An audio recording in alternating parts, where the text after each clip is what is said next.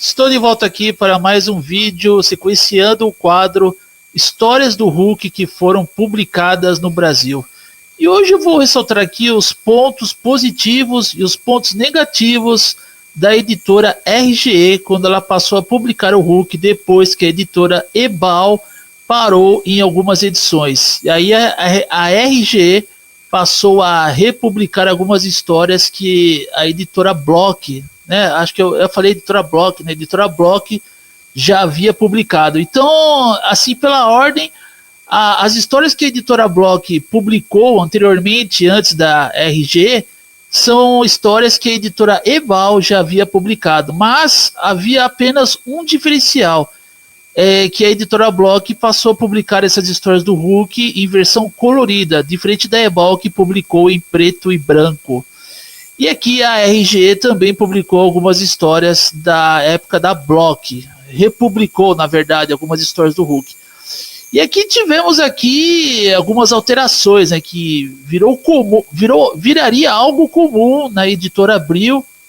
Eles alterariam as capas, onde o conteúdo pertencia a outra história, né? Não era da história da qual a capa estava mostrando, estava apresentando, na verdade, né? Era de outra história. Que nem, por exemplo, aqui, a edição número 1 do Incrível Hulk da RGE, Rio Gráfica Editora, que hoje é um item de colecionador e o pessoal pede uma nota no Mercado Livre, na verdade é uma edição fake na capa, porque a capa apresenta a edição de The Incredible Hulk 225, que a Panini publicou num dos volumes, né, acho que no primeiro volume da coleção histórica Marvel, quando ela trouxe o Hulk para o Brasil.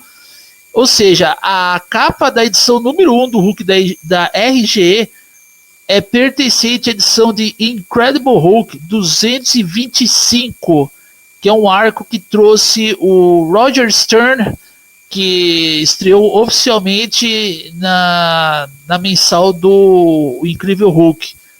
E enfim, né, era o roteiro do Roger Stern e a arte continuava ainda sendo a do Sal Buscema, sempre com um grande reforço por parte de grandes artistas que colaboravam para tornar a arte do Sal Buscema ainda mais magnífica. No caso aqui, né, eles reforçavam a arte do Sal Buscema. Então, essa capa que vocês estão vendo aqui, que eu acho que nem o site Guia dos Quadrinhos ressaltou, mas aqui vai uma curiosidade aqui. Ela é pertencente à edição de Incredible Hulk 225, que aqui temos um ponto negativo para com a RG e um ponto a favor da Panini Comics, que apresentou essa história pela primeira vez no Brasil, tá? Com a capa original que a RG usou na primeira edição do Hulk aqui no Brasil. Só que a editora Panini usou a capa original e também trouxe o conteúdo relacionado com a capa. Enfim, nisso aí a Panini ela cometeu assim ela fez, né, um ponto a favor da Panini. Como eu já disse aqui, o único problema da Panini, que são erros incorrigíveis, é a prepotência dos editores, os atrasos, os erros na parte da impressão, que dependendo de algumas edições da coleção histórica, veio ali páginas em branco, erros de tradução, erros gramaticais, atrasos, distribuição setorizada, são esses os erros que sabotam qualquer iniciativa da Panini Comics. Mas na coleção histórica do Hulk, eles compensaram os vacilos da RGE, porque trouxeram não só a capa original da história em si, né, do conteúdo, como também a história relacionada com a capa. Então era tudo original. Aqui no caso da RGE, a RGE, na primeira edição do Hulk da RGE, ela trouxe a capa do Incrível Hulk, né, Incredible Hulk 225, arco escrito por Roger Stern. Só que o conteúdo é de Incredible Hulk 136 e 137, então deturpou completamente, né? Enfim, né? Vamos lá para outro ponto aqui da RG que deve ser ressaltado. Bom, temos aqui também, né, outro vacilo da RG e aqui outro ponto a favor da Panini Comics, que no Incrível Hulk número 8 da RG, a capa diz Morte para o Hulk. E essa capa aqui, a RG pegou e editou de uma capa de de uma edição do Incrível Hulk, agora eu não sei qual que é a edição, com sorte eu vou deixar na imagem do vídeo, de uma edição do Incrível Hulk que estava tendo aquele arco em que o Hulk e o Capitão América estavam unindo forças contra a corporação. Tem até aquele personagem Casar ali, né? Enfim, né? Que depois o Editor Abril publicou, enfim, deu sequência a esse arco aí na primeira edição do Hulk da Abril. Mas aqui a RGE, ela apresenta aqui outro erro aqui, o Incrível Hulk 8 da RGE, com uma capa que não tem nada a ver com a história em si, né? Aqui é a capa relacionada com o arco, né? Que o Hulk fez um crossover com o Capitão América, tanto nas publicações, né? Incredible Hulk, Captain America e Incredible Hulk nos Estados Unidos teve um crossover e o arco dividiu entre essas duas mensais, que é o arco que o Hulk e o Sentinela da Liberdade unem forças contra a corporação. E a editora RGE colocou outra capa aqui, nada a ver. E o conteúdo estava aqui, né, relacionado a Incredible Hulk 152 e 153, ou seja, outro vacilo da RGE. Vamos lá, saltar aqui outro ponto. Bom, o que temos mais aqui, né? Algumas capas a RGE acertou, né? Aí algumas capas ela acertou e novamente aqui, né? Um ponto contra a Panini e a favor da RGE é que a RGE trouxe várias histórias do Hulk que a Panini não trouxe para o Brasil, como a fase do Joe Stanton, que tirando ali aquela coleção preta da Salvat, clássicos da Salvat, que teve ali o Hulk, né, no mundo da Jarela e terminou naquela edição que teve a estreia do Bill Mantlo, a Panini não trouxe mais nada ali dessa fase do Incrível Hulk, roteiro do Len Wein e arte do Joe Stanton. Né, na verdade, arte final do Joe Stanton e arte principal, né, do Sal Buscema. Enfim, aqui temos um ponto contra, um ponto negativo, na verdade, para a Panini, e um ponto a favor da RG, que trouxe não só a fase do Joe Stanton, como também a RG trouxe a fase do Ernest Chan. Enfim, na Incredible Hulk, que tinha o roteiro do Len Wein e tinha a arte principal do Sal Buscema e a arte final do Ernest Chan. E aqui um ponto a favor da editora RGE e um ponto negativo para com a Panini Comics. Vamos lá. Bom, outro vacilo aqui da RGE, né? Novamente aqui nas capas, o Incrível Hulk número 28 apresentou aqui, né, a Praga do Gafanhoto, que seria a estreia oficial do Sal Buscema como desenhista do Hulk, né, artista do Hulk. Ou seja, a RG trouxe essa capa Praga do Gafanhoto, só que não trouxe a história que estaria ligada com a capa, que seria a estreia do Sal Buscema, a estreia oficial do Sal Buscema como desenhista do Hulk. Né? Ou seja, a RG trouxe no conteúdo outras histórias.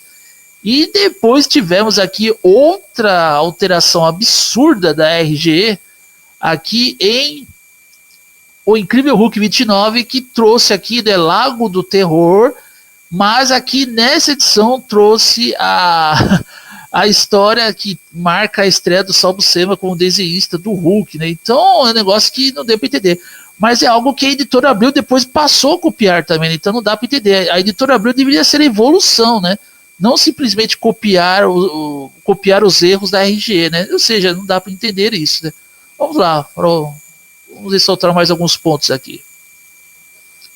Bom, como disse aqui, a RGE também trouxe algumas capas que tem a ver com o conteúdo, né, do material. E vamos lá, no final da RGE. Aqui, ó, aqui no final da RGE, a RGE já capenga aqui, ó, já começa a capengar, porque quando tivemos as últimas edições do Hulk publicadas pela RGE, tivemos aquele arco ali, né, que marcou a estreia do Roger Stern como escritor do Hulk, o Sal Buscema, né, com a arte principal do Sal Buscema dividindo com outros artistas, reforçando a arte dele, mas aqui a RGE, ela publicou o primeiro arco escrito pelo Roger Stern, em O Incrível Hulk número 46, o Incrível Hulk número, a primeira parte do arco se deu em Incrível Hulk número 46, a segunda parte se deu em Incrível Hulk 47, e a terceira parte do arco, que na verdade foi a penúltima parte, e o Incrível Hulk 48. Aí quando era para RG publicar o Incrível Hulk número 49, o título foi cancelado no Brasil. E aí, eu vou entrar em outro ponto aqui, né? Ou se o vídeo deixar aí, o vídeo ainda não se estendeu tanto, que quando a Editora Abril começou a publicar as histórias do Hulk, ela também pulou várias histórias. Ou seja, a Editora Abril também cometeu o mesmo erro da RG, né? A RG não publicou na íntegra, na verdade, não publicou inteiro esse arco que teve a estreia do Roger Stern, e a Editora Abril também não publicou, né? A Editora Abril, quando começou a publicar o Hulk, ela começou a publicar o Hulk a partir da história que se seguiria após o arco do Hulk com o Capitão América contra a Corporação. Então, no caso, a Editora Abril fez um resuminho ali, básico, que é o que eu vou ressaltar no próximo vídeo aqui. Enfim, como vocês estão vendo aqui, o término da publicação do Hulk da RG, como já disse aqui, hoje muitos estão pedindo uma grana, uma quantia exorbitante no Mercado Livre, é porque é item de colecionador, mas é um item que hoje não tem mais relevância, porque a Panini Comics, na coleção histórica Marvel, e aqui outro ponto a favor da Panini e um ponto contra a RG, é que a Panini trouxe esse arco do Roger Stern, que é a cura do Dr. Banner, na íntegra. E aqui a editora Panini trouxe a edição que deveria ser a edição número 49 do Incrível Hulk da RGE. Ou seja, a Panini trouxe na íntegra esse arco escrito pelo Roger Stern, com arte do Sal Buscema e arte final de grandes artistas. E aqui na época lá, quando eu comprei essa edição da RG, né, o Hulk 48, tava falando na propaganda aqui, na próxima edição, o Hulk versus Dr. Sansão. Eles chamavam de Sansão, não era Sansão, era Sansão. Só que depois dessa edição nunca saiu, nunca, não teve nem sombra. Aí eu fui procurar, né, eu fui dar uma conferida no baú da Editora Abril, falei, pô, será que a Editora Abril publicou? Não, a Editora Abril já pegou, já pulou histórias pra caramba, e como já disse aqui, passou a publicar o Hulk na história que ocorreu depois do arco do Hulk com o Capitão América contra a Corporação. Aí depois a Panini trouxe aqui na íntegra esse arco do Hulk, né, escrito pelo Roger Stern com arte do Sal Buscema. E olha só, né, então acho que o vídeo já se entendeu demais, e aguarde aí que amanhã ou depois de amanhã eu volto a sequenciar esse arco, histórias do Hulk publicadas no Brasil. Eu sou o Tempter 60 e você está no canal Tempter 60.